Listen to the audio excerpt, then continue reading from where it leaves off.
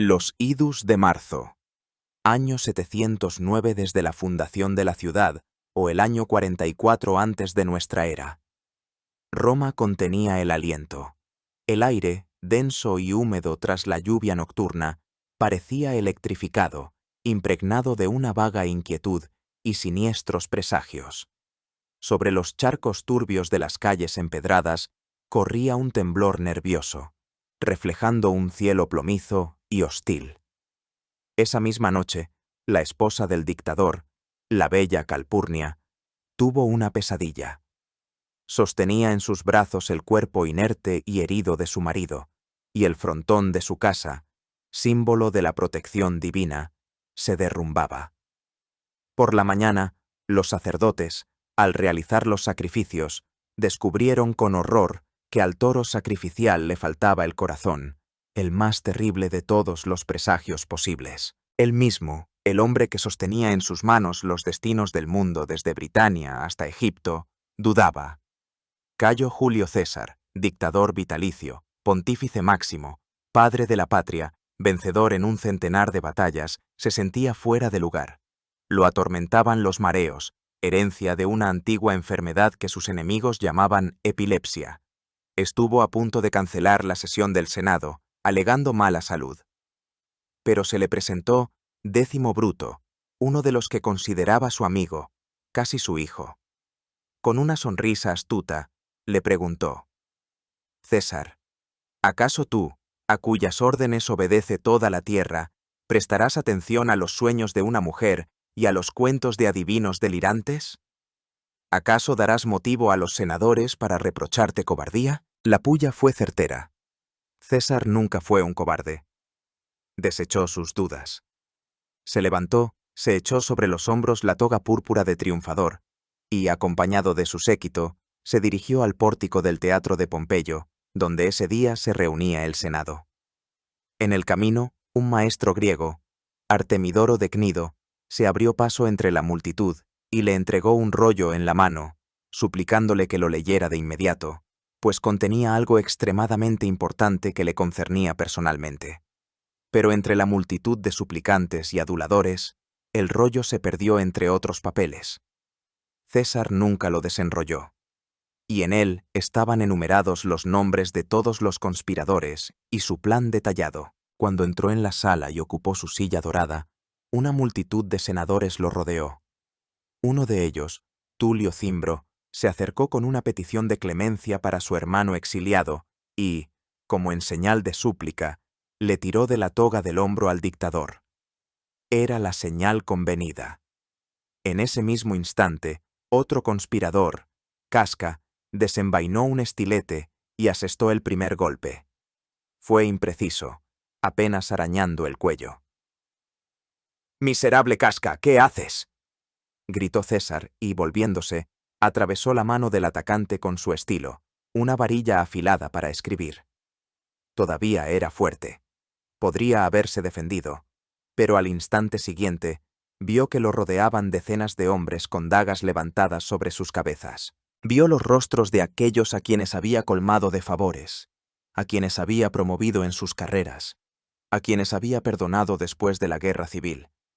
Y el último a quien vio fue a Marco Junio Bruto, hijo de su antiguo amor, Servilia, un joven al que había amado y protegido toda su vida.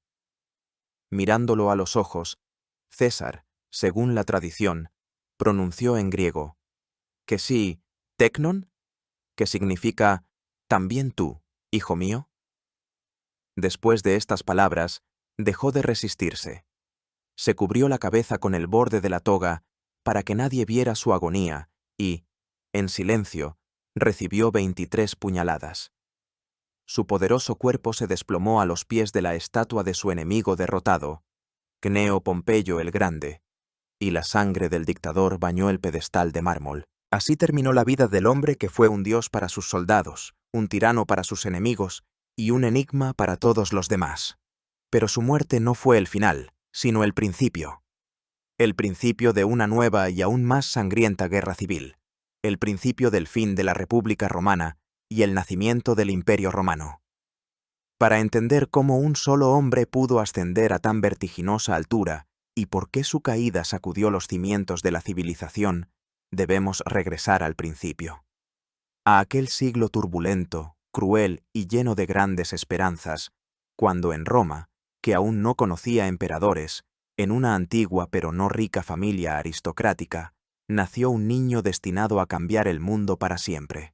Su nombre era Cayo Julio César. Antes de que nos ocupemos de la juventud de nuestro héroe, es necesario dibujar el panorama del mundo al que llegó. La Roma de finales del siglo II y principios del primero antes de nuestra era era un coloso con pies de barro. Sus legiones habían conquistado el Mediterráneo, convirtiéndolo, como decían los romanos, en Mare Nostrum, es decir, en nuestro mar. Cartago había sido borrada de la faz de la tierra, los reinos helenísticos de Oriente se habían inclinado ante el águila romana, y torrentes de oro, esclavos y un lujo sin precedentes fluían hacia la ciudad eterna. Pero detrás de la brillante fachada de las victorias militares se ocultaban profundísimas llagas sociales que carcomían la república desde dentro. La sociedad romana estaba fracturada. La estructura tradicional, basada en el contrapeso de la aristocracia senatorial, conocida como los patricios, y el pueblo, o los plebeyos, se había resquebrajado. Gigantescas propiedades de tierra, los latifundios, pertenecientes a un puñado de las familias más ricas, absorbían las pequeñas parcelas de los campesinos. Los granjeros arruinados, otrora la columna vertebral del ejército romano, afluían a Roma, formando una multitud de miles de proletarios lumpen, gente sin propiedad ni trabajo, que vivía de los repartos estatales de pan y exigía solo una cosa: pan y circo. Esta multitud era una fuerza temible y voluble, dispuesta a vender sus votos en las elecciones a quien más pagara o prometiera. Sobre este telón de fondo se formaron dos partidos políticos informales, dos ideologías, cuya lucha definió el último siglo de la República. El primero, los optimates, que significaba los mejores hombres. Era el partido de la aristocracia senatorial conservadora. Defendían la inmutabilidad de las tradiciones, la supremacía del Senado, la preservación de su posición privilegiada. Su ideal era la vieja y virtuosa Roma, gobernada por un estrecho círculo de familias nobles. Sus líderes eran hombres con nombres ilustres, enormes fortunas y un orgullo desmedido. A ellos se oponían los populares, el llamado Partido del Pueblo. Apelaban al pueblo y a la Asamblea Popular, conocida como los comicios, exigiendo el reparto de tierras, la condonación de deudas y la limitación del poder omnímodo del Senado. Es importante entender que los populares no eran demócratas en el sentido moderno. A menudo, sus líderes eran aristócratas tan nobles como los optimates, pero utilizaban a las masas populares como un ariete para alcanzar sus propias metas ambiciosas. El primer trueno estalló varias décadas antes del nacimiento de César. Los hermanos Tiberio y Cayo Graco, nobles aristócratas que se pusieron del lado del pueblo, intentaron llevar a cabo una reforma agraria y fueron asesinados por sus oponentes políticos en las mismas calles de Roma. Su muerte demostró que la lucha política había traspasado los límites de la ley.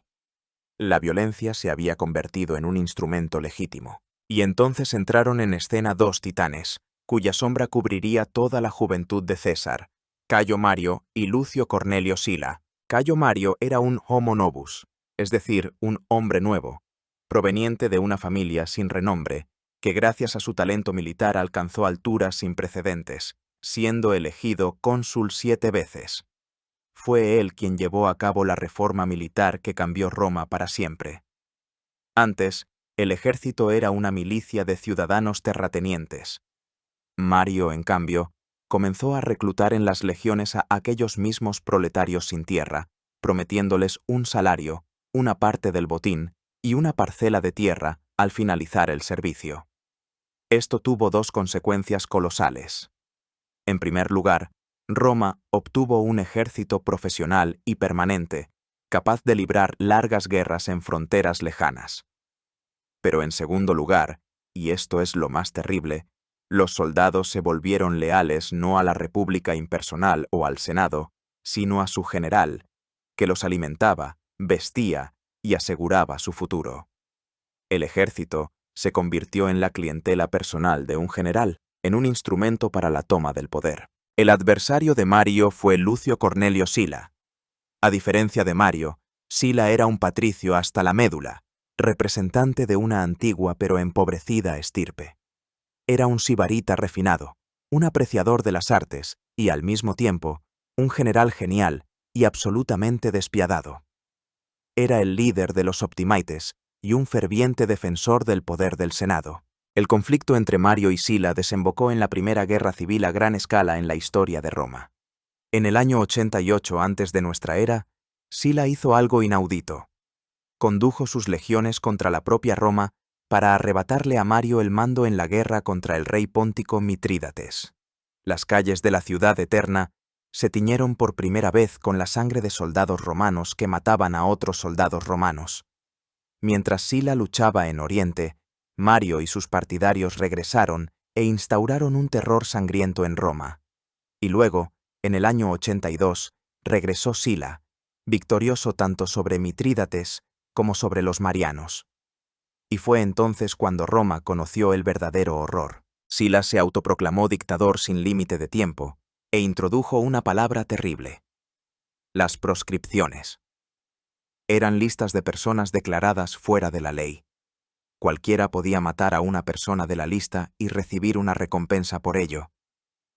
Sus bienes se confiscaban en beneficio del Estado y, en realidad, en beneficio de Sila y sus secuaces. Los hijos y nietos de los proscritos eran privados de sus derechos civiles. No fue solo venganza, fue un genocidio deliberado de oponentes políticos y un medio de enriquecimiento.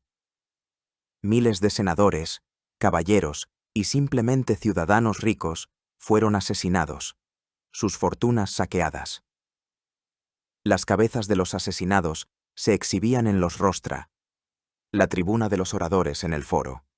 Roma se convirtió en un matadero. Fue precisamente en este caldero hirviente de odio, ambición y sangre, en un mundo donde los viejos cimientos se habían derrumbado y los nuevos aún no habían nacido, el 12 o 13 de julio del año 100 antes de nuestra era, cuando nació Cayo Julio César. Y su familia se encontró en el epicentro mismo de este huracán. Y ahora, cuando vemos en qué cuna tan cruel se meció el destino del futuro dictador, es el momento de examinar sus orígenes. El linaje de los Julios era uno de los más antiguos linajes patricios de Roma. Trazaban su genealogía nada menos que hasta la diosa Venus, a través de su hijo Eneas, el legendario antepasado del pueblo romano. Este origen divino era motivo de orgullo para la familia y una poderosa arma ideológica que César utilizaría con maestría durante toda su vida. Sin embargo, a pesar de su nobleza, a principios del siglo I antes de nuestra era, los Julios no se contaban entre las familias más influyentes y ricas de Roma. Eran aristócratas, pero no oligarcas. El padre de César, también llamado Cayo Julio César, hizo la carrera senatorial estándar, llegando al cargo de pretor y gobernador de la provincia de Asia.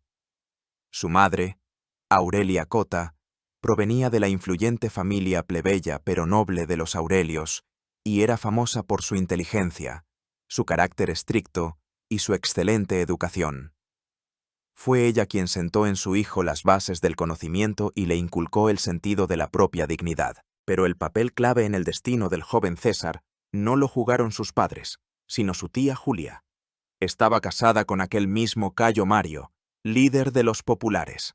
De este modo, la familia de César quedó firmemente vinculada al partido antisenatorial. Cuando César tenía solo 15 años, su padre murió repentinamente. Y poco después, en el año 84 antes de nuestra era, por insistencia del nuevo líder de los marianos, Cinna, el joven Cayo fue nombrado para el honorable cargo de Flamen Dialis, sacerdote del Dios Supremo. Este puesto otorgaba un gran prestigio, pero imponía una multitud de prohibiciones sagradas. El flamen no podía portar armas, montar a caballo, ver un ejército, tocar a los muertos y, lo más importante, abandonar Roma.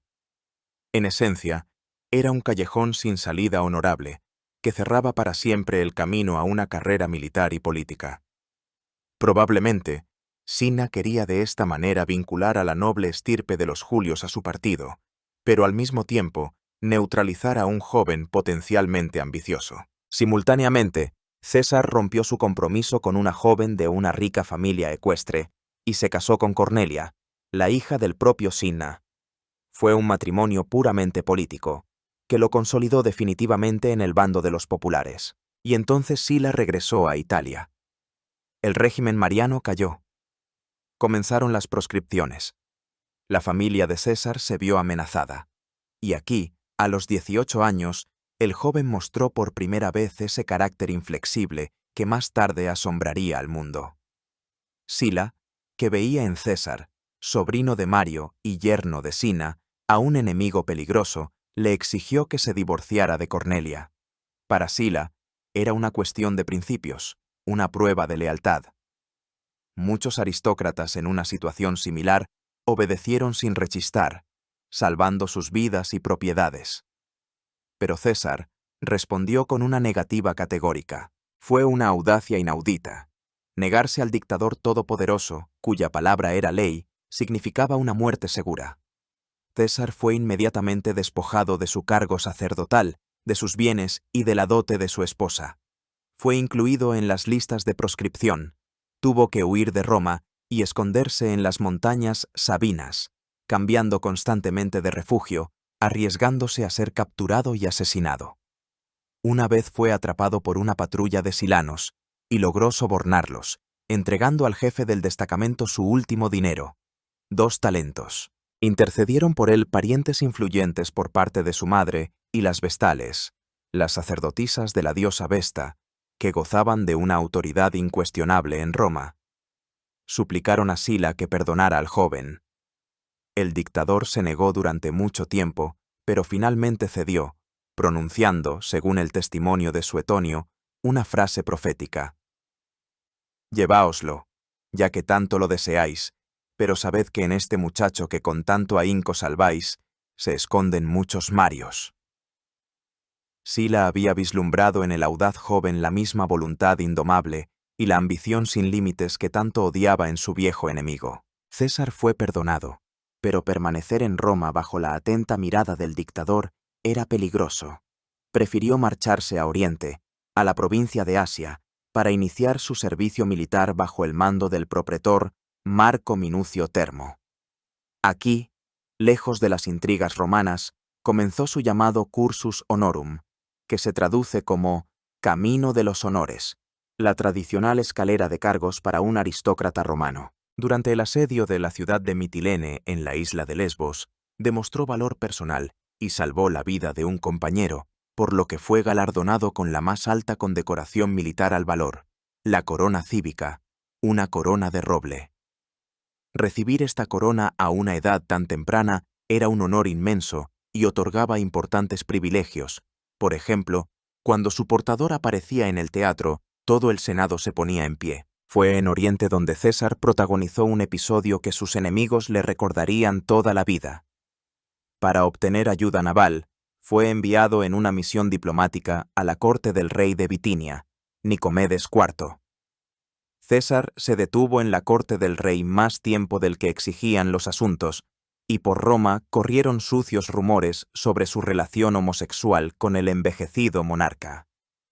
Estos rumores, muy probablemente, fueron una calumnia de sus oponentes políticos, pero se le pegaron para siempre. Durante toda su vida lo perseguirían burlas como la reina de Bitinia o el lacayo de cama del rey. El propio César siempre negó vehementemente estas acusaciones, pero nunca pudo librarse de esta estela. En el año 78 antes de nuestra era, llegó la noticia de la muerte de Sila.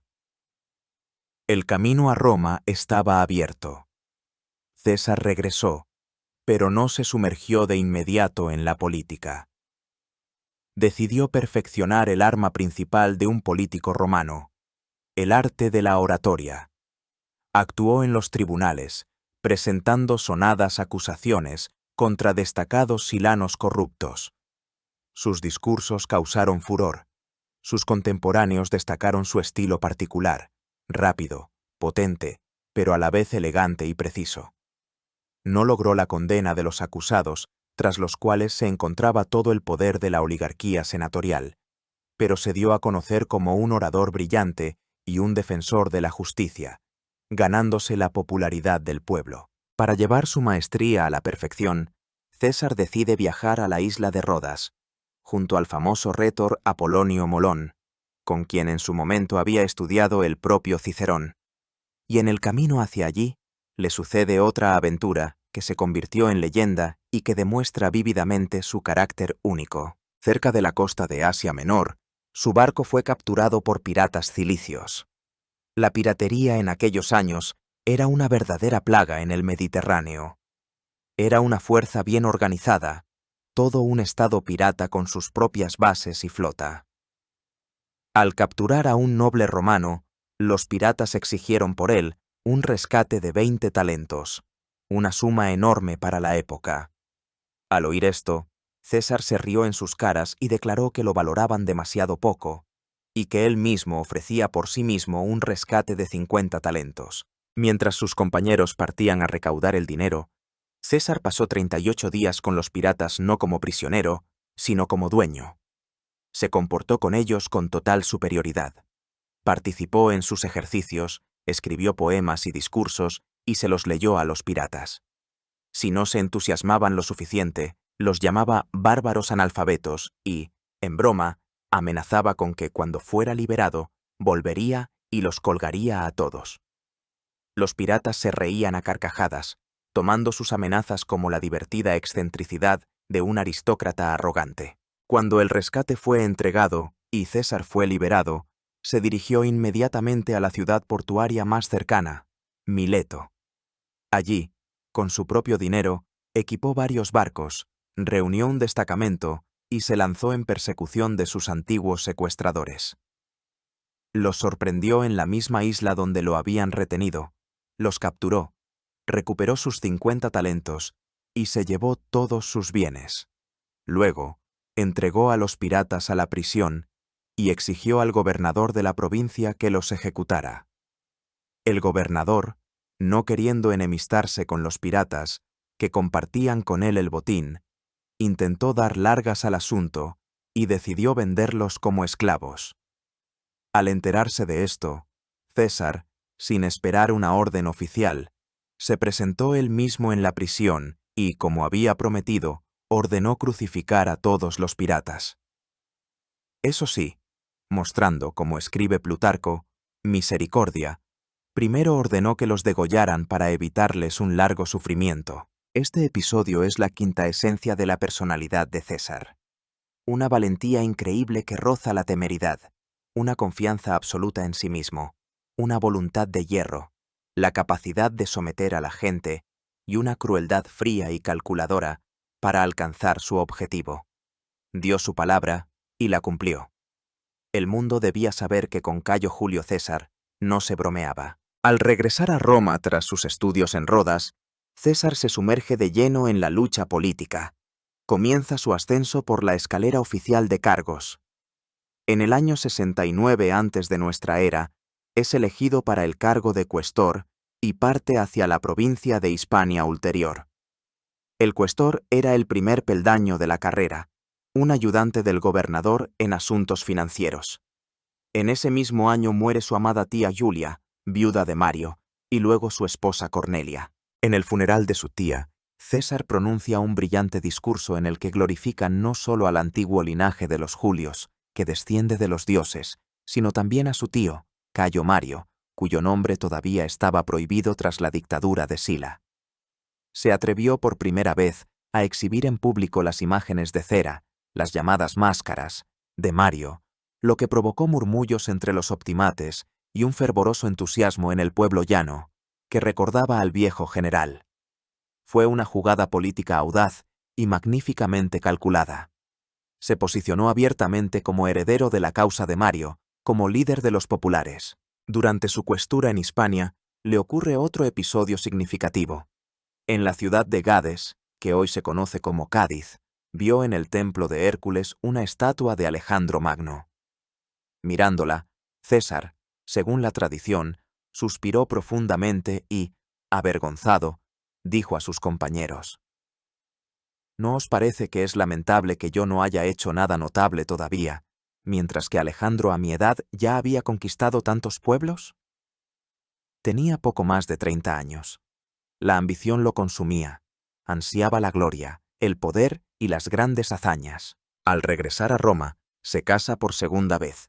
Su elegida es Pompeya, nieta del dictador Sila. Este matrimonio fue un puro cálculo político.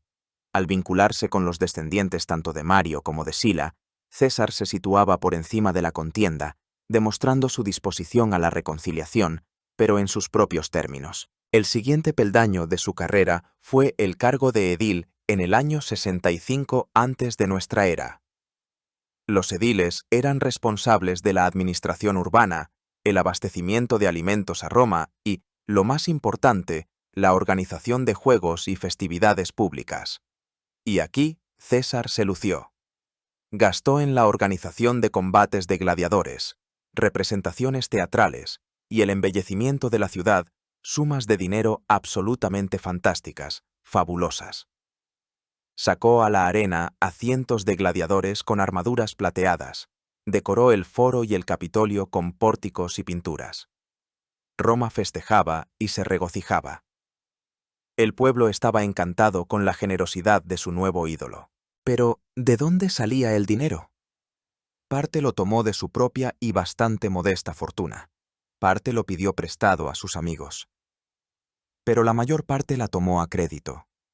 Al final de su edilidad, las deudas de César, según diferentes estimaciones, ascendían a la astronómica suma de varios miles de talentos. Se lo jugó todo. Comprendía que la única forma de pagar esas deudas era seguir ascendiendo por la escalera del poder, hacia los cargos más altos, hacia el gobierno de provincias ricas donde podría arreglar sus asuntos. A partir de ese momento, su carrera se convirtió en una carrera desesperada. Solo hacia adelante, solo hacia arriba, porque cualquier derrota, cualquier parada, significaba la ruina financiera, el juicio y la muerte política. En el año 63 antes de nuestra era, quedó vacante el puesto de pontífice máximo, el cargo sacerdotal vitalicio y más prestigioso de Roma. El pontífice era el jefe de la religión estatal, elaboraba el calendario, supervisaba los rituales, interpretaba los presagios. Era un cargo que otorgaba una enorme influencia oculta. César, a pesar de su edad relativamente joven y sus gigantescas deudas, presentó su candidatura. Sus rivales eran dos de los optimates más influyentes y respetados, consulares, es decir, excónsules. Las posibilidades parecían nulas. Pero César volvió a jugárselo todo. Se endeudó aún más, de forma monstruosa, para sobornar a los votantes. El día de las elecciones, al despedirse de su madre Aurelia, le dijo: «Hoy verás a tu hijo, o bien pontífice máximo, o bien exiliado». Y ganó. Esta victoria asombró a la sociedad romana y demostró la increíble popularidad de la que gozaba entre el pueblo y el poder de su dinero y su talento organizativo. Este mismo año 63 estuvo marcado por la famosa conspiración de Catilina. Lucio Sergio Catilina, un noble patricio llevado a la desesperación por las deudas y los fracasos políticos, organizó una conspiración con el objetivo de dar un golpe de Estado, asesinar a los cónsules y tomar el poder. La conspiración fue descubierta por el cónsul en funciones de entonces, el gran orador Marco Tulio Cicerón. Los conspiradores fueron arrestados. En el Senado se desataron acalorados debates sobre su destino. La abrumadora mayoría de los senadores, encabezados por el influyente Marco Porcio Catón el Joven, exigían la pena de muerte inmediata sin juicio, alegando el estado de emergencia. Y entonces tomó la palabra César, que para entonces ya había sido elegido pretor para el año siguiente. Su discurso fue una obra maestra de cálculo político y humanismo. No defendió a los conspiradores. Habló de otra cosa, de la ley. Recordó a los senadores que la ley romana prohibía ejecutar a un ciudadano sin la decisión de un tribunal y del pueblo. Les advirtió contra la creación de un precedente peligroso que en el futuro podría ser utilizado contra cualquiera de ellos. Propuso no ejecutarlos, sino condenarlos a cadena perpetua en diferentes ciudades de Italia y confiscar sus bienes. Su discurso fue tan convincente que casi inclinó al Senado a su favor, pero después de él habló Catón, un estoico inflexible y un fanático defensor de la República. Con su discurso ardiente y duro, volvió a encender la furia y el miedo en los senadores, y votaron por la ejecución. Los conspiradores fueron estrangulados en la prisión esa misma noche. La posición de César en este asunto fue muy sutil. Por un lado, se mostró como un defensor de la legalidad y la misericordia, lo que fortaleció su popularidad. Por otro, sus enemigos lo acusaron de simpatizar en secreto con Catilina e incluso de estar implicado en la conspiración, aunque nunca se encontraron pruebas de ello.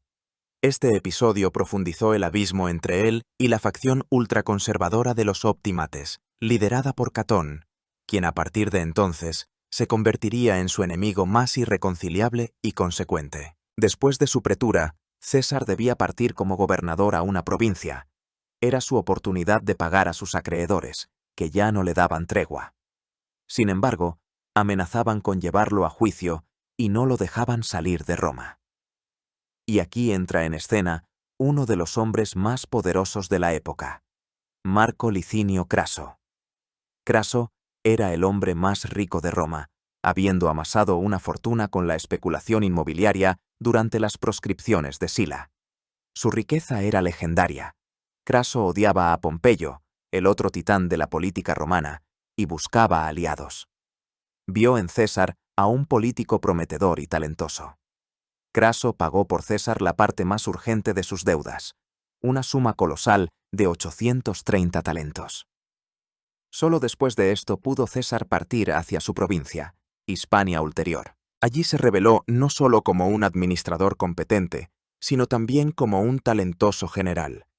Llevó a cabo una exitosa campaña contra las tribus montañesas rebeldes, expandiendo considerablemente las posesiones romanas, y obtuvo tanto dinero que no solo pagó con creces todas sus deudas, sino que también enriqueció a sus soldados y al tesoro. Los soldados lo aclamaron como imperator.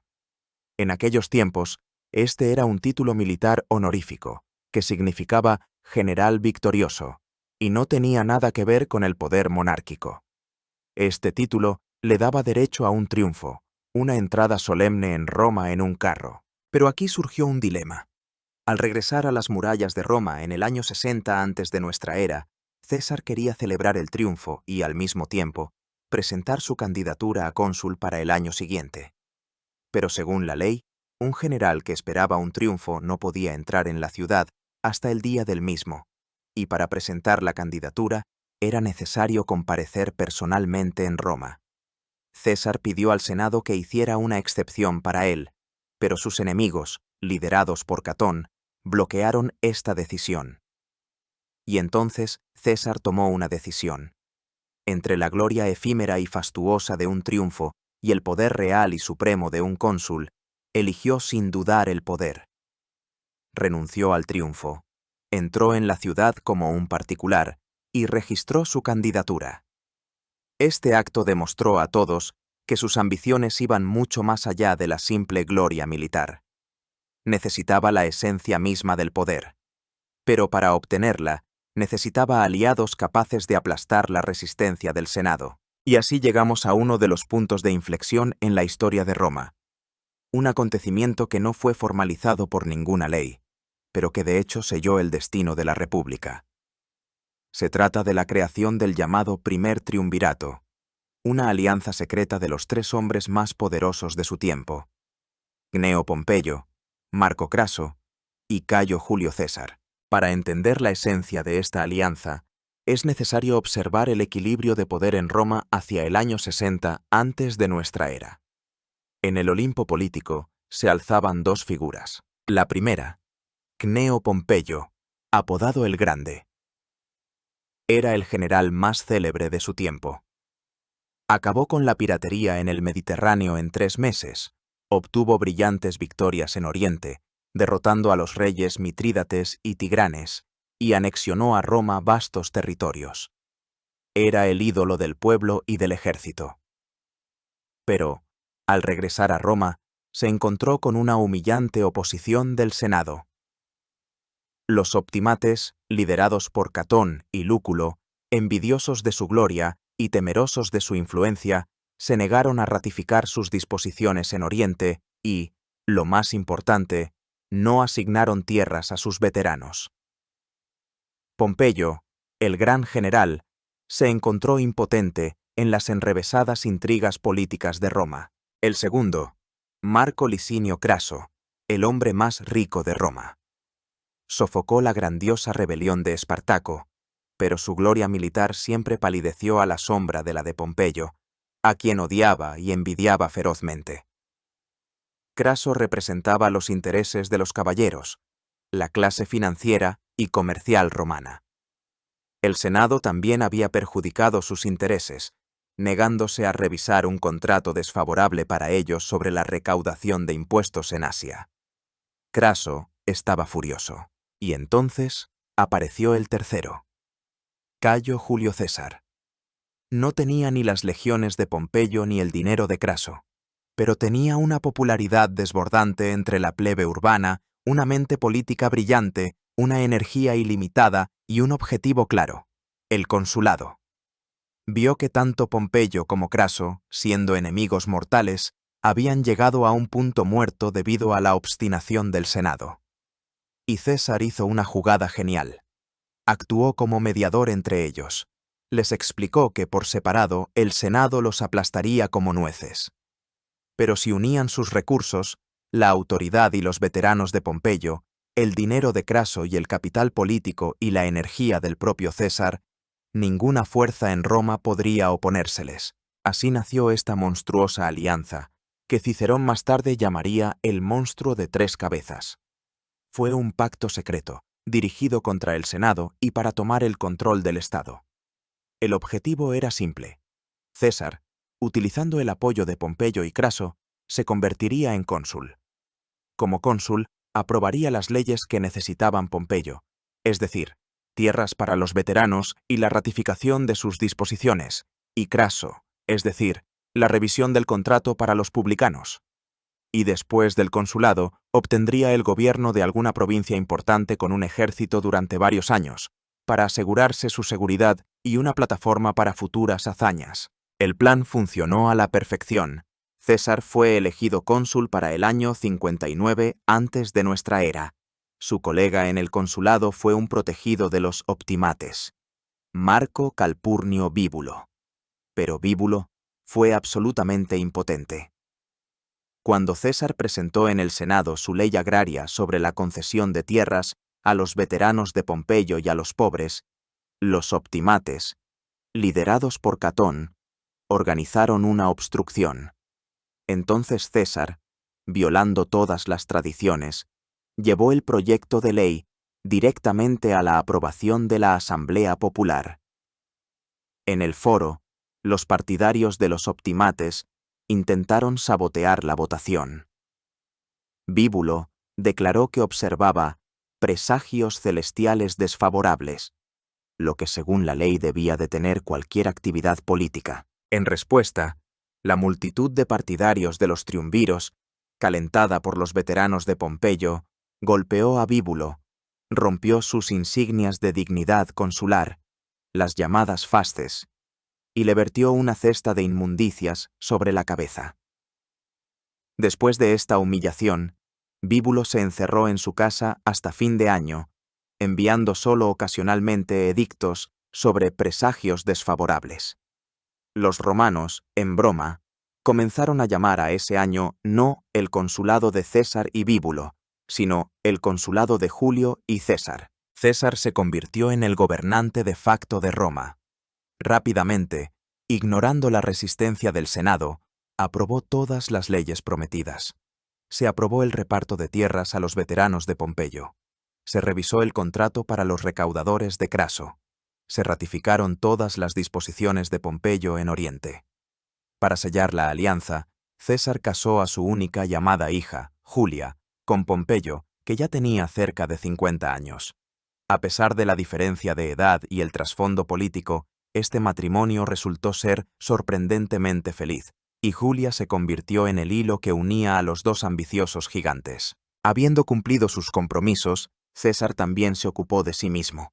A través de un tribuno del pueblo leal, aprobó una ley por la cual, al expirar su mandato consular, recibiría el gobierno no de una, sino de dos provincias a la vez: la Galia Cisalpina, que es el norte de Italia, e Iliria en los Balcanes, por un período de 5 años, lo cual no tenía precedentes.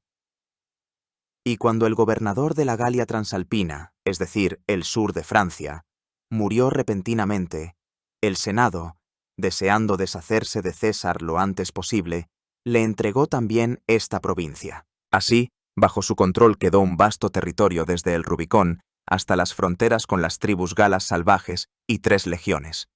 Pero pronto se le asignó una cuarta. César había conseguido lo que quería: un poder enorme, un ejército y la inmunidad frente al procesamiento judicial que sus enemigos le preparaban inevitablemente tras el fin de su consulado. Estaba en el umbral de la mayor empresa de su vida. En el año 58 antes de nuestra era, el procónsul de 42 años, hundido en deudas e intrigas políticas, abandonó Roma y se dirigió al norte, a sus provincias. Aún no sabía que regresaría de allí 9 años después como un hombre completamente diferente, el más grande general de su época, al frente del ejército más curtido y leal del mundo, dispuesto a desafiar a la propia Roma. Y ahora, imaginen esta escena. César, un hombre de mediana edad, un político e intrigante refinado por la vida de la capital, llega a la Galia. A sus espaldas, un consulado escandaloso, deudas gigantescas y el odio de la mitad del Senado. Por delante, la incertidumbre. La Galia, para los romanos de la época, era algo así como el salvaje oeste para los estadounidenses. Un país enorme, salvaje, boscoso, habitado por cientos de tribus belicosas e impredecibles. Roma controlaba solo una estrecha franja de tierra a lo largo del Mediterráneo, la provincia de la Galia Narbonense. Todo lo que yacía al norte era terra incógnita, el mundo de los bárbaros. César no vino aquí como conquistador, al menos no formalmente. Su tarea como procónsul era proteger las fronteras de la provincia y a los aliados de Roma, pero sus verdaderos objetivos eran mucho más ambiciosos: gloria, botín y la creación de un poderoso ejército personal. Y el pretexto para la intervención se presentó de inmediato. En el año 58 antes de nuestra era, la enorme tribu de los helvecios, que vivía en el territorio de la actual Suiza, decidió emigrar hacia el oeste, hacia la costa atlántica. Decenas de miles de guerreros, mujeres, niños y ancianos quemaron sus aldeas y se pusieron en camino, una ruta que debía pasar por la provincia romana. César, con solo una legión a su disposición, les negó el paso. Construyó rápidamente una fortificación de 19 kilómetros a lo largo del río Ródano, desde el lago de Ginebra hasta las montañas del Jura, e impidió el paso de los helvecios. Estos se vieron obligados a rodear, a través de las tierras de los eduos, aliados de Roma. Los eduos pidieron ayuda a César. Este fue precisamente el casus belli, el pretexto formal que él buscaba. Reuniendo rápidamente sus legiones y reclutando 2 nuevas, César se lanzó en su persecución. Alcanzó y aplastó a los helvecios en 2 cruentas batallas. A los restos de la tribu los obligó a regresar a su patria, para que sus tierras no fueran ocupadas por los belicosos germanos. La primera campaña concluyó triunfalmente. El nombre de César resonó por toda la Galia, pero esto era solo el principio. Ese mismo año, una delegación de jefes galos se dirigió a César con una nueva petición. La poderosa tribu germana de los suevos, bajo el liderazgo de su rey Ariovisto, había cruzado el Rin y comenzado a apoderarse de tierras galas. César comprendió. Si no se detenía a los germanos ahora, se convertirían en una amenaza para toda la Galia y, posteriormente, para Roma. Entabló negociaciones con Ariovisto. El jefe germano se comportó con arrogancia, declarando que había conquistado esas tierras por derecho de conquista. La guerra se hizo inevitable, y aquí César se enfrentó a su primera crisis seria. Sus soldados, habiendo oído relatos de los galos sobre la ferocidad y la gigantesca estatura de los germanos, entraron en pánico. En el campamento comenzaron las murmuraciones, y oficiales y soldados escribían sus testamentos. El ejército estaba al borde del motín, y entonces César pronunció uno de sus discursos más famosos. Reunió a los centuriones y declaró que, aunque todo el ejército se negara a marchar, él iría solo, con la única 10ª legión, en cuya lealtad no dudaba. Fue una jugada psicológica genial. Los legionarios de la 10ª legión se sintieron halagados y declararon que estaban dispuestos a seguirlo a cualquier parte. Las demás legiones, avergonzadas de su cobardía, también juraron lealtad. El pánico fue sofocado. En la batalla decisiva de los Vosgos, la disciplina y la táctica romanas prevalecieron sobre el ímpetu furioso de los germanos. El ejército de Ariovisto fue derrotado y huyó al otro lado del Rin. En un solo año, César había repelido las 2 mayores amenazas para la Galia y se había convertido en el árbitro de facto de su destino. Los años siguientes se convirtieron en una sucesión ininterrumpida de campañas y batallas. En el año 57, sometió a las tribus de los belgas en el norte de la Galia, a quienes él mismo en sus comentarios llama los más valientes de todos los galos.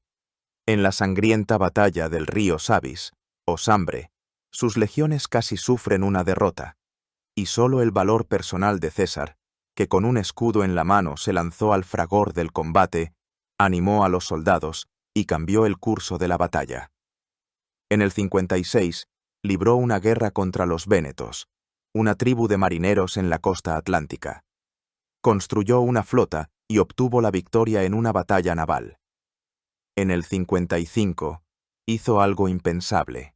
Para aterrorizar a los germanos, construyó en 10 días un gigantesco puente de madera sobre el caudaloso Rin, cruzó a la otra orilla, devastó las tierras de las tribus germanas y, demostrando que no había barreras para las legiones romanas, regresó y destruyó el puente. En ese mismo año y en el siguiente, el 54, emprendió 2 expediciones a Britania. Fue una audaz aventura, más una acción de relaciones públicas que una operación militar seria. Los romanos pisaron por primera vez la misteriosa isla envuelta en nieblas, sobre la que circulaban los rumores más fantásticos. César luchó contra las tribus britanas, cruzó el Támesis, pero no logró éxitos decisivos ni dejó guarniciones allí. Sin embargo, el mero hecho de desembarcar en Britania causó una impresión colosal en Roma. El Senado decretó 20 días de acción de gracias en su honor. César se convirtió en un héroe nacional. Durante todo este tiempo, no cesó de llevar a cabo una activa actividad política. Desde su campamento en la Galia, gobernaba Roma a través de sus agentes, enviaba dinero, apoyaba a los candidatos adecuados. En el año 56 antes de nuestra era, en la ciudad de Luca, tuvo lugar una reunión de los triunviros. La alianza se resquebrajaba. Craso y Pompeyo volvían a estar enemistados. César los reconcilió de nuevo.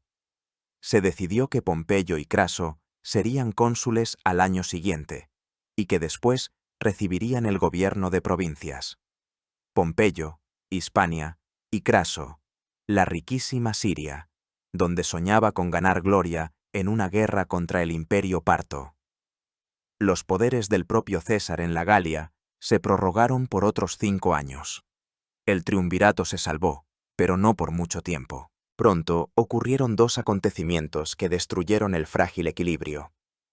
En el año 54 murió durante el parto la amada hija de César y esposa de Pompeyo, Julia. El hilo que unía a los 2 gigantes se rompió, y en el 53, Craso, Habiendo partido en su campaña contra los partos, sufrió una aplastante derrota en la batalla de Carras. Su ejército fue aniquilado, y él mismo fue asesinado a traición. La cabeza cortada del hombre más rico de Roma fue utilizada por los partos como atrezo en una representación teatral, vertiéndole oro fundido en la boca con las palabras: «Ansiabas oro, pues bébelo». El primer triunvirato dejó de existir. César y Pompeyo quedaron solos, frente a frente. Y Pompeyo, viendo la creciente gloria y el poder de César, se inclinaba cada vez más hacia una alianza con sus enemigos optimates en el Senado. El enfrentamiento se hacía inevitable, y en la Galia, mientras tanto, se gestaba la tormenta más terrible. Los galos, cansados del dominio romano, decidieron unirse para una rebelión general. Y esta rebelión tuvo un líder digno del propio César. Se llamaba Vercingetorix. Era un joven, carismático y talentoso jefe de la tribu de los arvernos. Comprendió que en una batalla abierta con las legiones, los galos no podrían vencer. Propuso otra táctica, la de tierra quemada, destruir sus propias ciudades y cosechas para privar al ejército romano de alimentos y atacar a sus forrajeadores. La rebelión se extendió por casi toda la Galia central. En el invierno del 52, cuando César se encontraba en el norte de Italia, recibió la noticia de que sus legiones estaban dispersas en diferentes cuarteles de invierno, y toda la Galia ardía en llamas de insurrección. Las acciones de César en esta situación son un modelo de genio militar. Con un puñado de soldados, realiza una increíble marcha a través de las montañas nevadas de las Cevenas, cubiertas por una capa de nieve de 2 metros, e invade las tierras de los arvernos, el corazón mismo de la rebelión. Vercingetorix se ve obligado a lanzarse en defensa de su patria. Aprovechando esto, César, dejando al mando un pequeño destacamento, cabalga en secreto a través de toda la Galia y se une a sus fuerzas principales. Comienza un cruel juego del gato y el ratón. César asedia y toma por asalto la ciudad de Abárico, masacrando a toda su población. Luego se acerca a la capital de los arvernos, la fortaleza de Gergovia. Aquí le espera su primer gran revés en toda la guerra de las Galias. Un asalto fallido a Gergovia es repelido con grandes pérdidas para los romanos. El prestigio de César se tambalea. La rebelión se recrudece con nueva fuerza. Vercingetorix, envalentonado por el éxito, decide dar batalla a la caballería de César. Pero en campo abierto, la caballería gala sufre una derrota. Y entonces el jefe galo comete un error fatal. No se retira a los bosques y montañas, sino que se refugia con todo su enorme ejército, unos 80.000 guerreros, en la bien fortificada ciudad-fortaleza de Alesia. Espera resistir tras las potentes murallas y aguardar la llegada de refuerzos de toda la Galia. Y aquí César se decide por un proyecto de ingeniería sin precedentes por su audacia y escala. Comienza el asedio de Alesia. Alrededor de la ciudad, cuyo perímetro de murallas era de unos 15 kilómetros, ordena construir una línea continua de fortificaciones de asedio, trincheras, terraplenes, torres. Esta línea se llamaba contravalación. Pero César sabía que en ayuda de los asediados pronto llegaría un enorme ejército de toda la Galia, y por eso ordena construir una segunda línea exterior de fortificaciones, orientada hacia el campo, de 21 kilómetros de longitud. Esta línea se llamaba circunvalación. Su ejército, que contaba con unos 50.000 hombres, se encontró atrapado entre dos fuegos: el ejército de 80.000 hombres de Vercingetorix en la ciudad y el ejército de 250.000 hombres de la milicia gala que se aproximaba desde el exterior. Lo que sucedió a continuación se convirtió en una de las mayores hazañas del arte militar de la historia. Los romanos repelieron simultáneamente las feroces salidas de la ciudad y el asalto del gigantesco ejército desde el exterior. La batalla hirvió en todo el perímetro de las fortificaciones durante varios días. En el momento más crítico, cuando los galos rompieron la defensa en uno de los sectores, César dirigió personalmente un contraataque con sus últimas reservas. La aparición del general con su capa escarlata animó a los legionarios. Los galos fueron rechazados. El ejército de socorro, tras sufrir una aplastante derrota, se dispersó. El destino de los asediados estaba sellado. En Alesia comenzó una terrible hambruna. Vercingetorix, para salvar a sus hombres de la muerte, decidió sacrificarse. Se vistió con sus más bellas armaduras, montó a caballo y salió por las puertas. Al acercarse a César, que estaba sentado en su tribunal, desmontó en silencio, depositó sus armas a sus pies y se sentó en el suelo. La gran rebelión gala había sido sofocada. Vercingetorix pasaría 6 años en una prisión romana, para luego adornar el triunfo de César, tras lo cual sería estrangulado ritualmente. La Galia había sido conquistada. En 8 años de guerra, César conquistó el territorio de la actual Francia y Bélgica. Murieron alrededor de 1 millón de galos, y otro millón fue vendido como esclavo. Se obtuvo un botín inimaginable. Pero lo más importante es que César había creado un ejército. Sus legiones habían pasado por el fuego y el agua. Idolatraban a su general, que compartía con ellos todas las penalidades, conocía a muchos por su nombre y pagaba generosamente. Este no era un ejército republicano, era el ejército de César. Y ahora, con la Galia a sus pies, su mirada se dirigió al sur, hacia Roma, donde lo esperaban sus enemigos, decididos a destruirlo. Mientras César sometía la Galia a sangre y fuego, la situación política en Roma se caldeaba hasta el extremo. La muerte de Craso y Julia había destruido el triunvirato.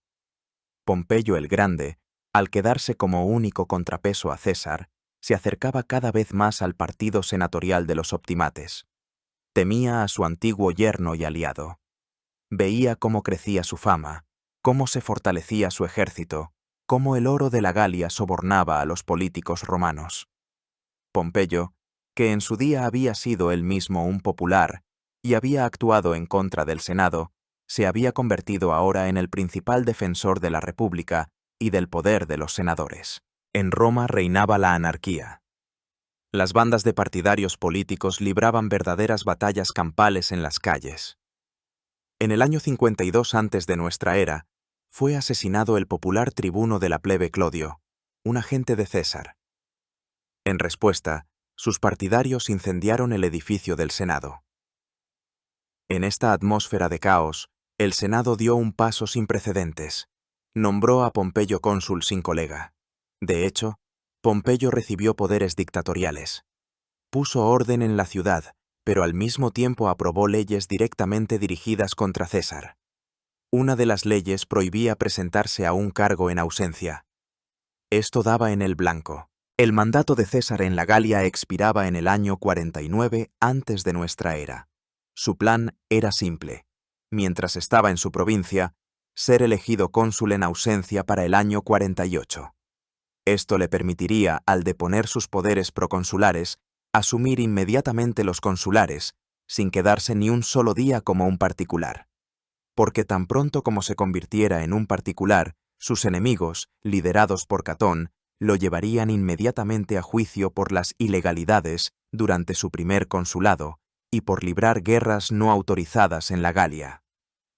Un juicio significaría para él el fin de su carrera y el exilio. Pompeyo prometió inicialmente a César que se haría una excepción para él, pero luego, bajo la presión de los optimates, se echó atrás. Todo el año 50 transcurrió en feroces batallas políticas. César, a través de los tribunos de la plebe que había sobornado, en particular el joven y talentoso Curión, propuso un compromiso. Él y Pompeyo depondrían simultáneamente el mando y disolverían sus ejércitos. Esta propuesta era justa y encontró apoyo entre muchos senadores, cansados del enfrentamiento. Pero los optimates radicales, liderados por el cónsul Marcelo y Catón, no querían ni oír hablar de un compromiso. Su objetivo era la aniquilación total de César. A principios de enero del año 49 antes de nuestra era, aprobaron en el Senado una resolución de ultimátum. Se ordenaba a César que disolviera inmediatamente su ejército y se presentara en Roma como un particular. De lo contrario, sería declarado enemigo de la patria. Los tribunos de la plebe Marco Antonio y Quinto Casio, que intentaron vetar esta decisión, fueron expulsados del Senado y huyeron al norte, al campamento de César. La guerra civil se hizo inevitable. César, con una única legión, la 13ª, se encontraba en su provincia de la Galia Cisalpina. La frontera entre su provincia y la propia Italia era un pequeño y anodino río, el Rubicón. Según una antigua ley, ningún general en activo tenía derecho a cruzar este río con su ejército.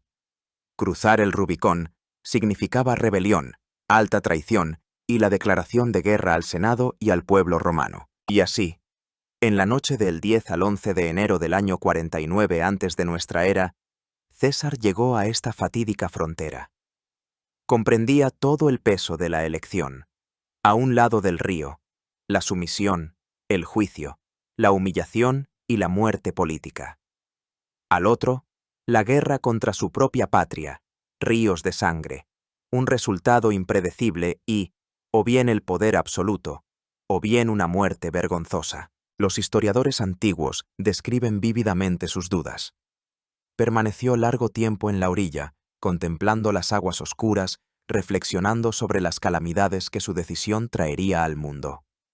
Consultó a sus amigos más cercanos y, finalmente, desechando toda duda, pronunció su famosa frase: Alea iacta est, que significa «la suerte está echada». Con estas palabras, espoleó a su caballo y fue el primero en cruzar el río. Tras él, marcando el paso, se movió su leal 13ª legión.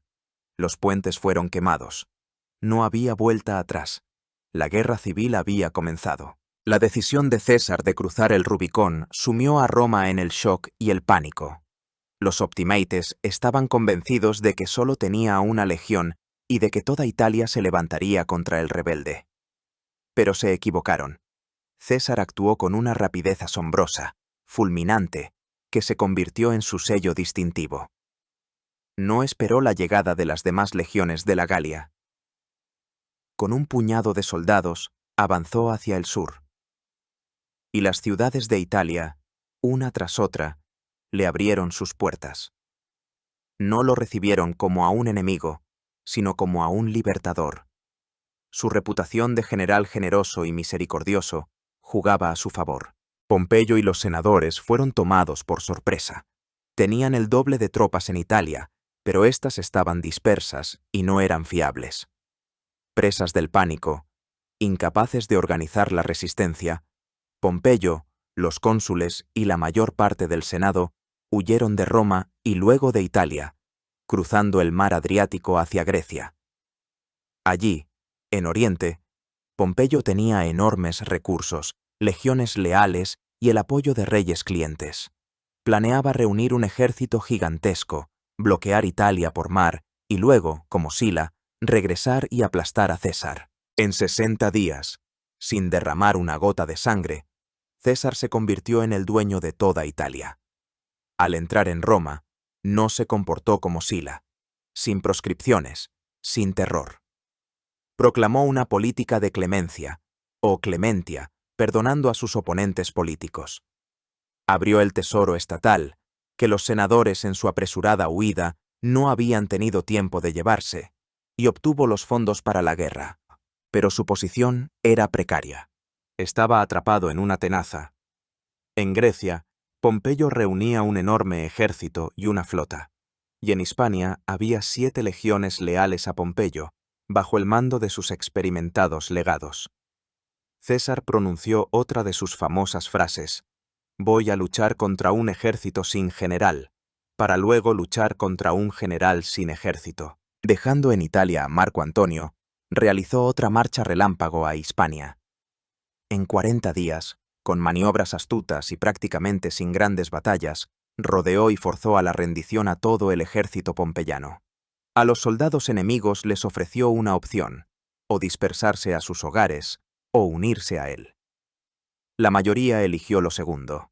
Habiendo asegurado su retaguardia, César regresó a Roma, donde fue elegido cónsul, y comenzó a prepararse para el enfrentamiento decisivo con el propio Pompeyo. En el invierno de los años 49 y 48 antes de nuestra era, dio un paso desesperadamente audaz.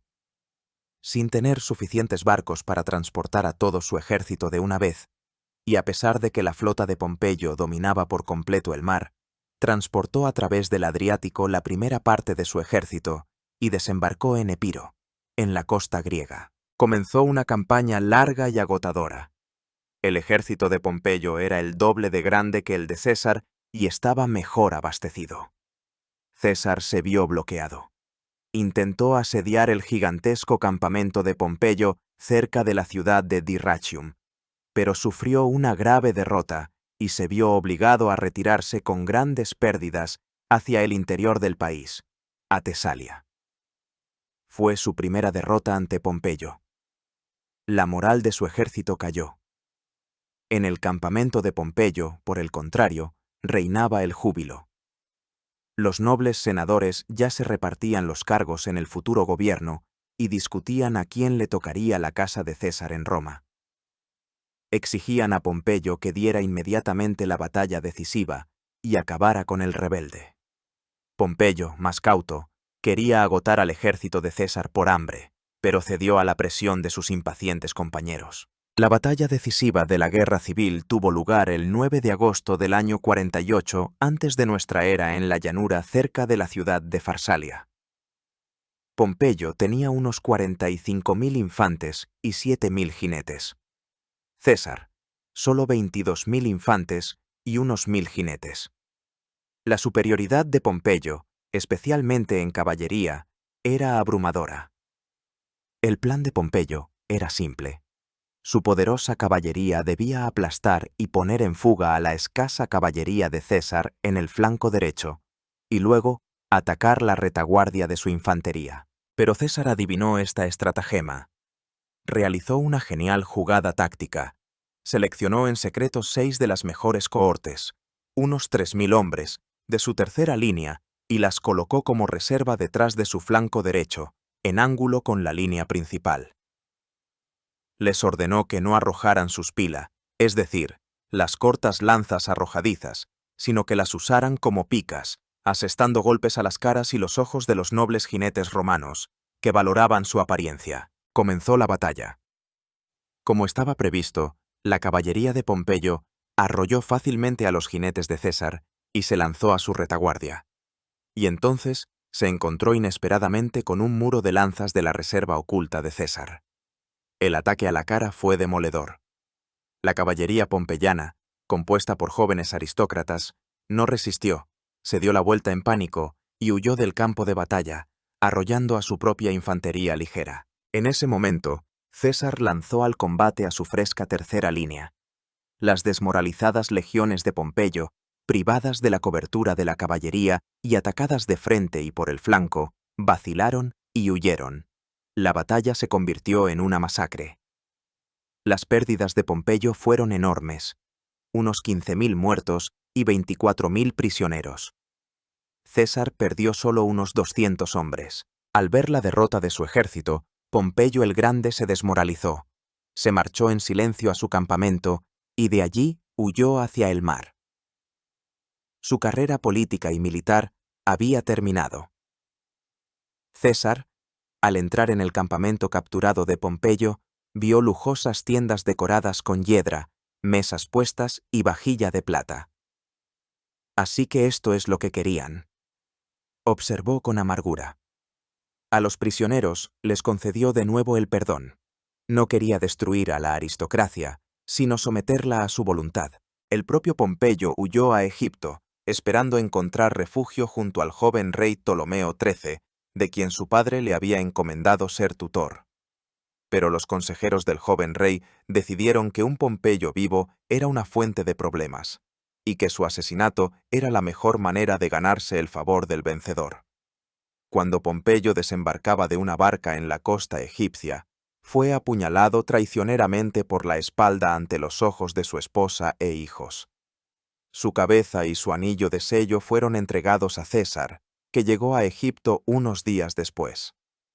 Al ver la cabeza de su antiguo amigo, yerno y gran rival, César, según la tradición, se apartó con disgusto y lloró. Ordenó que los restos de Pompeyo fueran enterrados con honores y que sus asesinos fueran ejecutados. El gran enfrentamiento de los dos gigantes había terminado de forma trágica y sucia. Pero para César, la guerra aún no había terminado.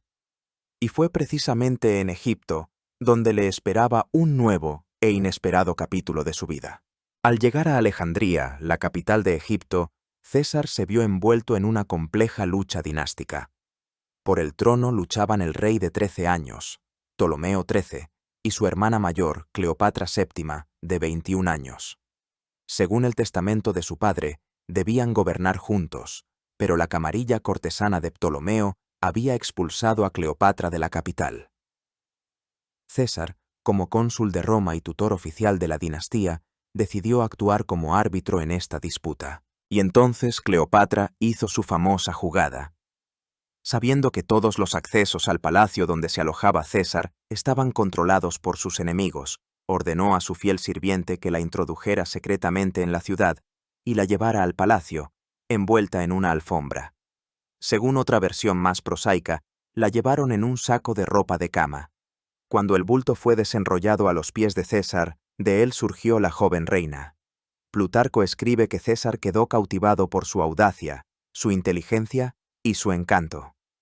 Cleopatra no era solo hermosa, era culta, conocía numerosos idiomas, poseía una aguda inteligencia política y un carisma increíble.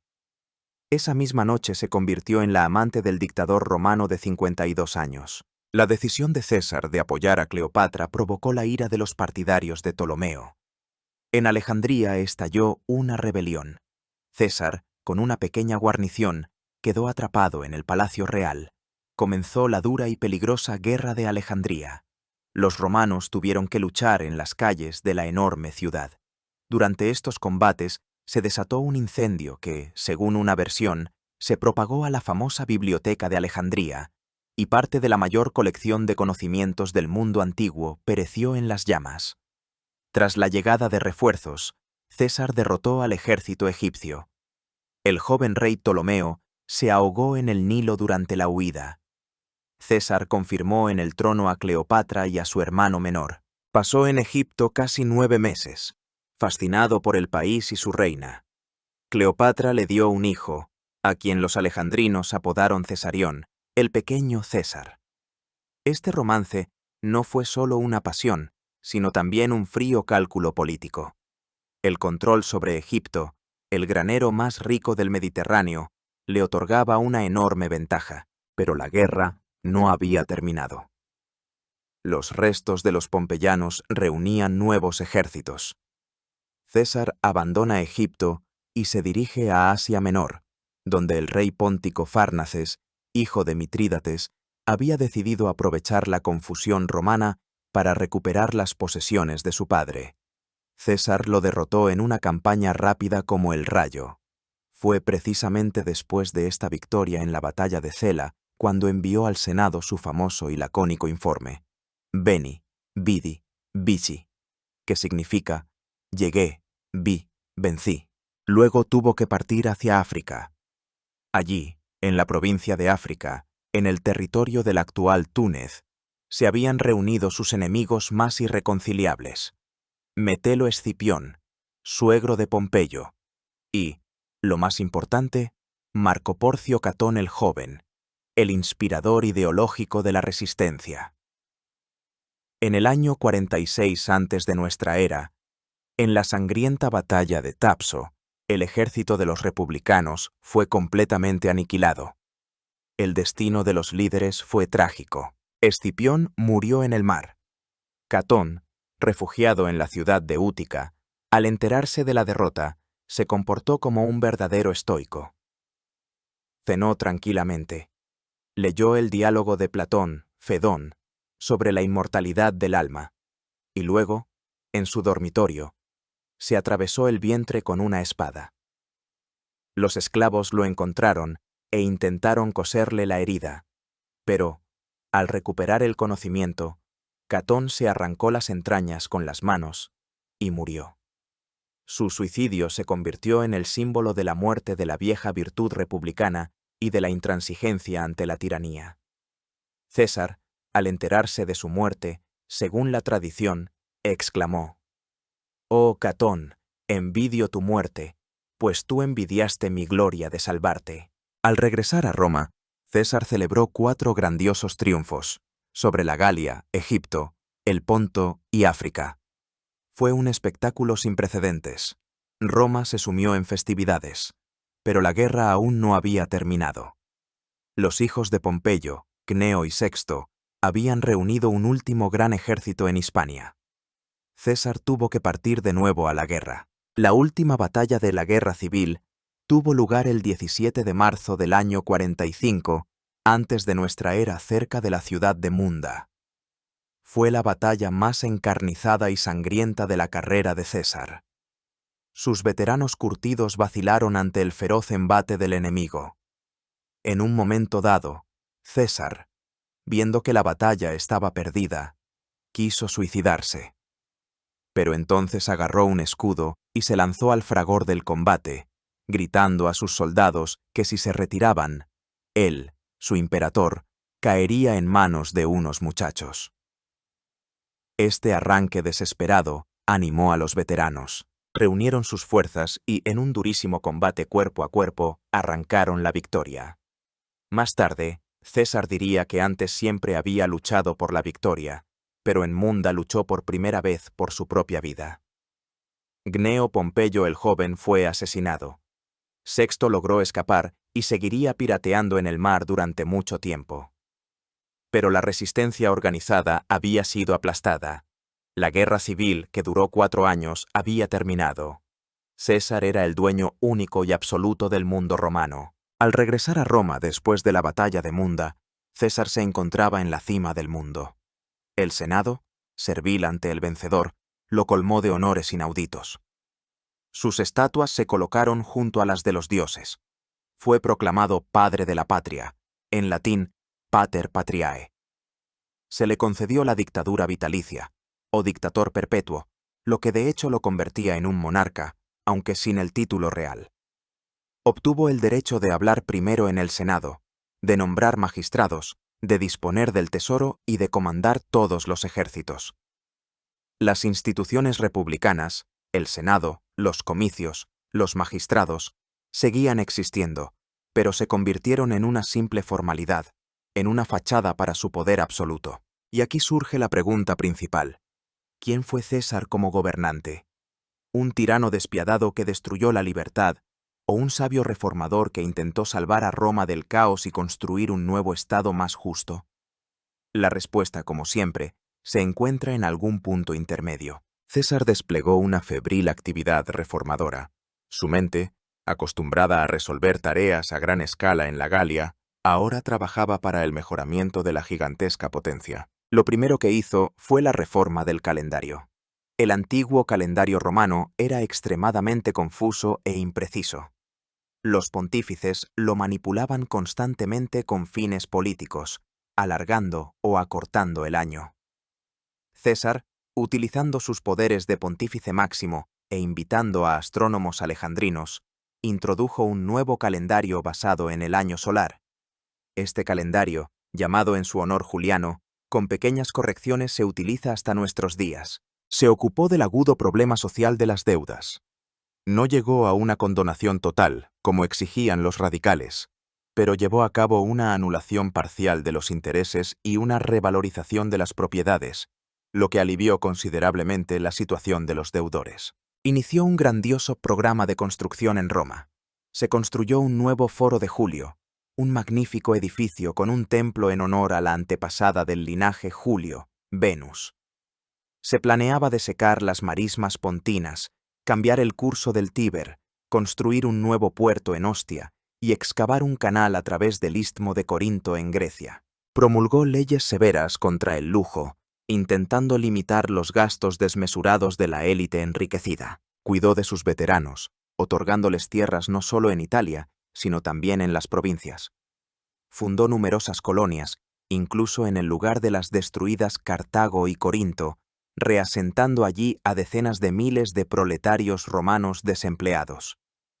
Esto resolvía dos problemas a la vez: reducía la explosiva multitud en la capital y fomentaba la romanización de las provincias. Concedió generosamente los derechos de ciudadanía romana a los habitantes de las provincias, especialmente en la Galia e Hispania. Veía el futuro de Roma no como una ciudad-estado que explotaba a los pueblos sometidos, sino como una potencia mediterránea unificada, donde todos los hombres libres se convertirían con el tiempo en ciudadanos con iguales derechos. Aumentó el número de senadores de 600 a 900, incluyendo en el Senado a muchos de sus partidarios, entre ellos miembros de la nobleza provincial, incluso a algunos galos, lo que provocó las burlas de la vieja aristocracia. De esta manera, por un lado, recompensaba a sus seguidores y, por otro, diluía la influencia de la vieja oligarquía senatorial, convirtiendo al Senado en un órgano más dócil y representativo. Pero a pesar de todo esto, seguía siendo un autócrata. Despreciaba las formalidades vacías de la vieja república que, en su opinión, la habían llevado a la ruina. Gobernaba de forma unipersonal, a menudo sin consultar al Senado, y no toleraba ninguna oposición. Su clemencia tenía límites. Perdonaba a sus antiguos enemigos, pero exigía de ellos una sumisión total. Y la pregunta principal que flotaba en el aire era: ¿quería ser rey? Los romanos temían pánico a la palabra rey, en latín rex, desde la expulsión del último rey, Tarquinio el Soberbio, casi 500 años atrás. El odio a la monarquía estaba en la sangre de todo romano. César negaba por todos los medios el título real, pero su comportamiento decía lo contrario. Vestía la toga púrpura de triunfador, se sentaba en una silla dorada, su imagen se acuñaba en las monedas en vida, lo que era prerrogativa solo de los monarcas helenísticos. La culminación fue el famoso episodio en la fiesta de las Lupercales, en febrero del año 44 antes de nuestra era. Su fiel compañero Marco Antonio, que era cónsul ese año, corrió hacia César, sentado en los rostra, e intentó colocarle en la cabeza una diadema real. La multitud, incitada por los oponentes del dictador, respondió con un silencio sepulcral. César rechazó la diadema varias veces, y solo entonces el pueblo estalló en aplausos. ¿Fue un espectáculo bien orquestado para probar la reacción del pueblo? ¿O un intento sincero de Antonio de complacer a su patrón? No lo sabemos. Pero para muchos aristócratas de mentalidad republicana, fue la gota que colmó el vaso. A sus ojos, César se había convertido en un tirano que había destruido la libertad y se preparaba para fundar oficialmente una monarquía. Veían que preparaba una grandiosa campaña contra Partia para vengar a Craso. Temían que después de una victoria en Oriente, regresara ya como un verdadero rey Dios a imagen de los soberanos orientales, y decidieron actuar. Y así volvemos al punto de partida, a los idus de marzo. La conspiración contra César se gestó durante varios meses. Participaron en ella unas 60 personas. Eran gente muy diversa. Algunos, como Cayo Trebonio o Décimo Bruto, eran sus antiguos oficiales y amigos, a quienes había colmado de favores, pero que quizás se sentían desplazados o temían su creciente poder. Otros eran antiguos pompeyanos, a quienes había perdonado, pero que no podían perdonarle su derrota. Pero el alma de la conspiración eran dos hombres: Cayo Casio Longino y Marco Junio Bruto. Casio era un militar experimentado y un republicano ferviente, que odiaba a César con un odio personal y ardiente. Bruto era una figura más compleja. Era descendiente de aquel mismo Lucio Junio Bruto que expulsó a los reyes y fundó la República. Era un hombre de talante filosófico, seguidor del estoicismo, conocido por su honestidad y sus principios. César quería mucho a Bruto, posiblemente porque su madre, Servilia, fue el amor más antiguo y fuerte de César. Incluso corrían rumores de que Bruto era su hijo, aunque esto es cronológicamente improbable. Lo perdonó después de Farsalia, le dio altos cargos. Pero Bruto atormentado por el conflicto interno entre la gratitud personal y el deber republicano, finalmente se unió a la conspiración. Para él, no era una venganza, sino un acto sagrado de tiranicidio, un sacrificio en nombre de la salvación de la libertad. Fue precisamente su participación la que dio a la conspiración una justificación ideológica. Los conspiradores actuaron con prisa. Sabían que en pocos días César debía partir en su campaña contra Partia. Había que actuar antes de su partida. El lugar del asesinato fue la sesión del Senado del 15 de marzo en el pórtico del Teatro de Pompeyo. Como ya sabemos, ni los malos presagios ni las advertencias directas detuvieron a César. Fue al encuentro de su destino. El asesinato fue brutal y caótico. Los conspiradores, temiendo que alguno no se atreviera, acordaron que cada uno asestaría al menos un golpe. En la confusión, incluso se hirieron entre sí. Cuando el cuerpo ensangrentado del dictador yacía en el suelo, los conspiradores, que se autodenominaban los libertadores, con las dagas ensangrentadas en las manos, quisieron dirigirse a los senadores con un discurso. Pero estos, presos del pánico, huyeron despavoridos. Los libertadores recorrieron la ciudad, gritando que el tirano había muerto y la república era libre. Pero el pueblo los recibió con un silencio sepulcral y miedo. Nadie se regocijó. Se habían equivocado. Pensaban que matando a un hombre podrían restaurar la vieja república. Pero no mataron simplemente a un hombre. Mataron un símbolo de orden y estabilidad que había llegado tras años de caos de guerras civiles.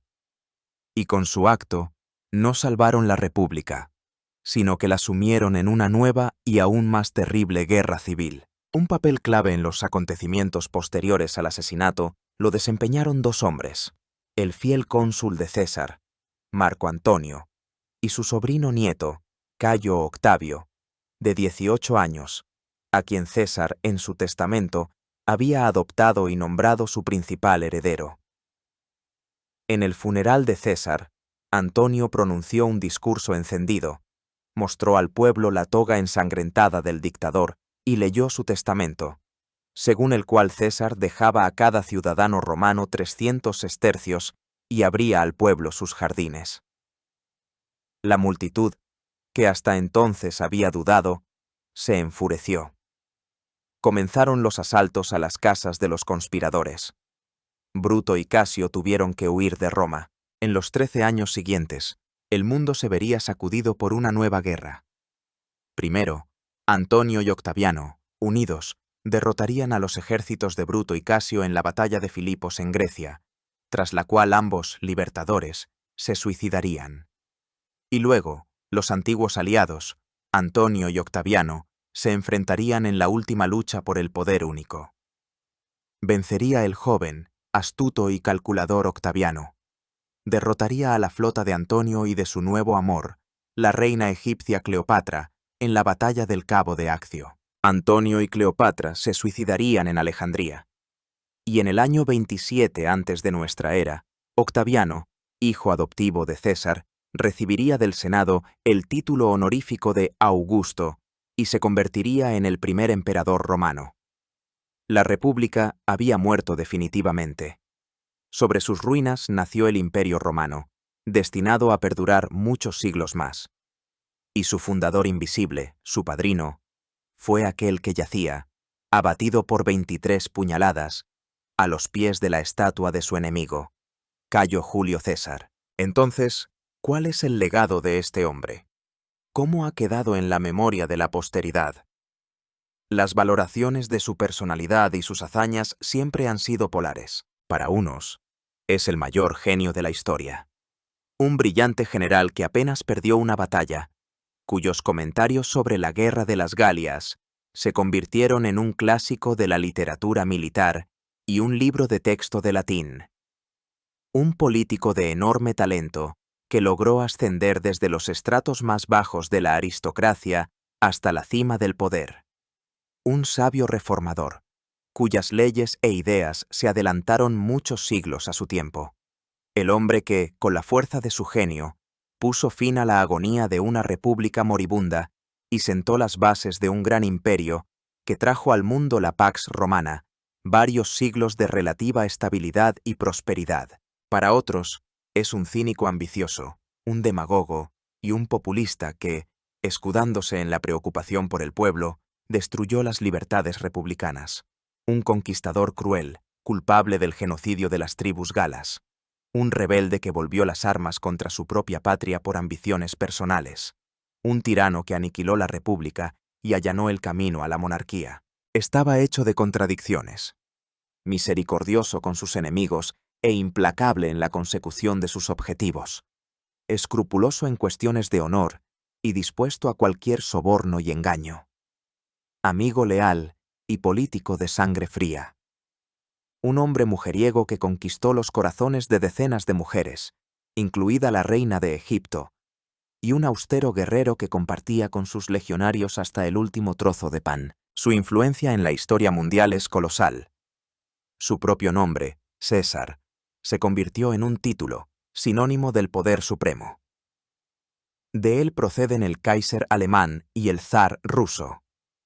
El calendario juliano sirvió a la humanidad durante 1500 años. La Galia, conquistada y romanizada por él, se convirtió en Francia, uno de los países clave de la civilización europea. Su vida y muerte se convirtieron en un tema eterno para escritores, artistas, dramaturgos, desde Shakespeare hasta nuestros días. Quizás tengan razón aquellos historiadores que dicen que a mediados del siglo I antes de nuestra era, la República Romana ya estaba irremediablemente enferma.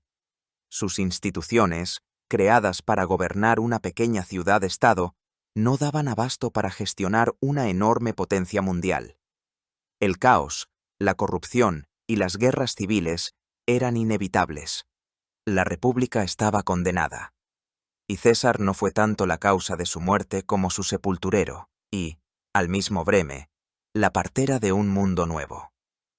No creó el imperio, pero hizo inevitable su nacimiento. Su sombra se cierne sobre toda la historia posterior de Occidente. Es un recordatorio eterno de lo que son capaces el genio, la voluntad y la ambición humanos, y una advertencia eterna del terrible precio que a veces se paga por la grandeza y de cuán delgada es la línea entre el Salvador y el tirano, entre la construcción de un mundo nuevo y la destrucción del antiguo. Cayo Julio César, el hombre que llegó, vio, venció y cambió el mundo para siempre.